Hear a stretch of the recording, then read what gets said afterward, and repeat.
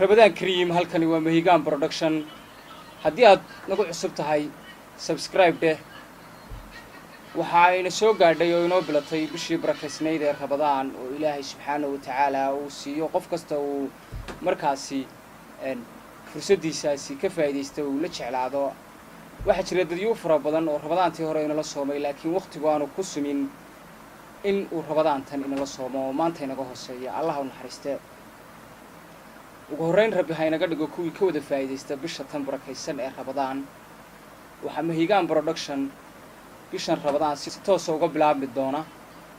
arrimo diiniya iyo waliba barnaamijyo khuseeya bishan barakeysan ee Ramadaan kuwaasi oo aanu idinka qabtiri doono isla markaasina aanu idin soo bandhigi doono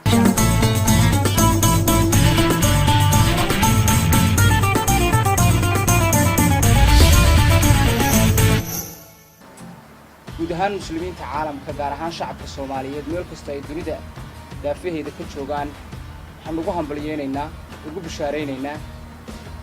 bisha barakeysan ee Ramadaan kullu caam